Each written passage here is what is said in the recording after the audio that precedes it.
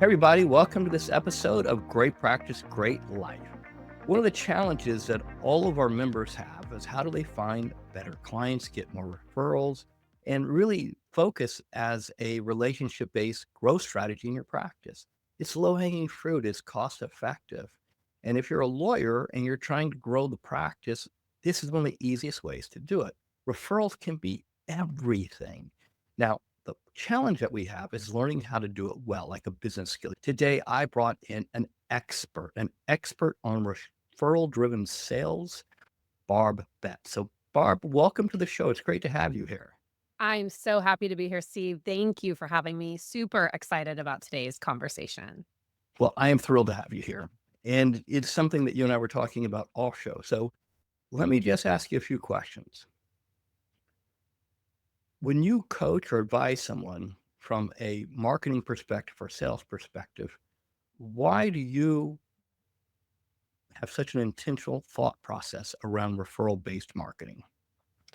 My background comes from almost 23 years in sales. And I came from an industry that was very transactional, very cold.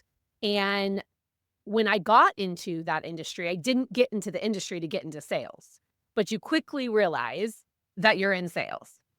And I didn't like how I was having to do it. I didn't like how I was being trained. And I didn't like this feeling of being a sleazy or slimy salesperson, that adage that's given to salespeople. And so I just knew there had to be a better way. And then as I started building relationships, generating referrals, I realized that it's a far more productive, positive, workplace happiness, definitely more profitable way of doing business. And so as I poured myself more into doing that and realized I didn't have to do any of the traditional transactional ways of generating business that were common to my industry, it was one of those things where it was like, why wouldn't I do business this way? So when I got that deep down passion and power was really in identifying how it changed my life and how it changed my business.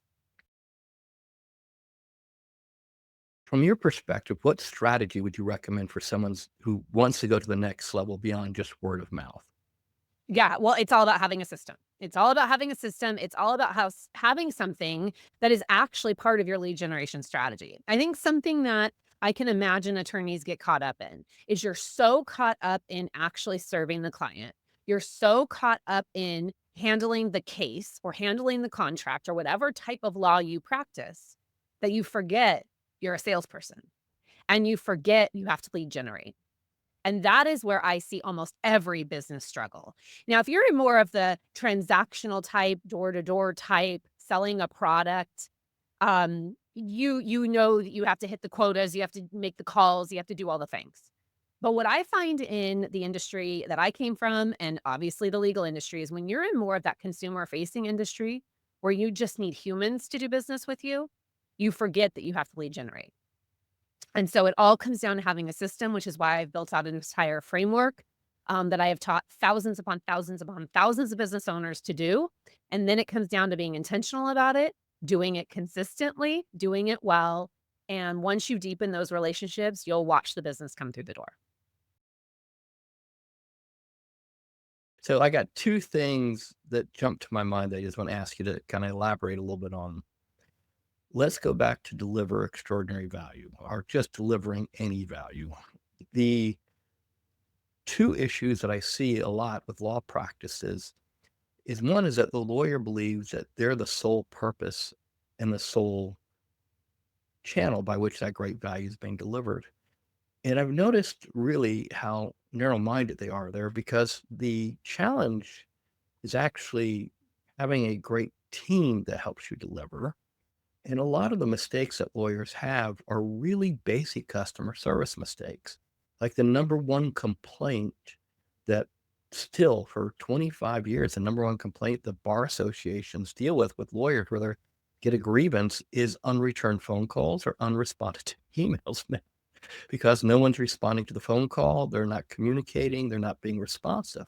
So delivering extraordinary value, I think sometimes is a very low threshold. And sometimes it shows up in just basic customer service.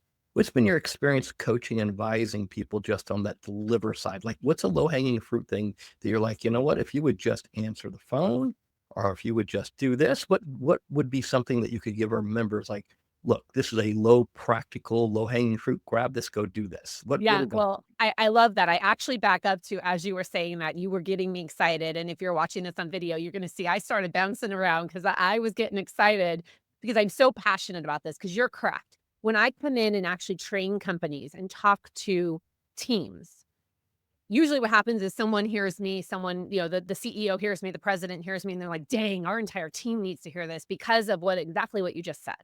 That deliver extraordinary value and frankly, the entire framework has to be done by everyone on the team.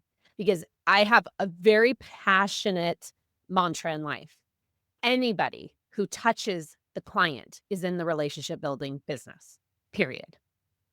Every single person, from your person that answers the phone or calls someone back, to your paralegals, to your admin staff, to your accounting staff, anybody who touches the client must be in the relationship building business. They have to know how to do all of this too. But specifically to your question of how can you just do those little extras? It's implementing the entire framework, but I really think it's what you said. It's all communication, and at the end of the day, remembering you're in the human to human business. And that person on the other side of the phone, on the other side of the email, on the other side of the table is a human.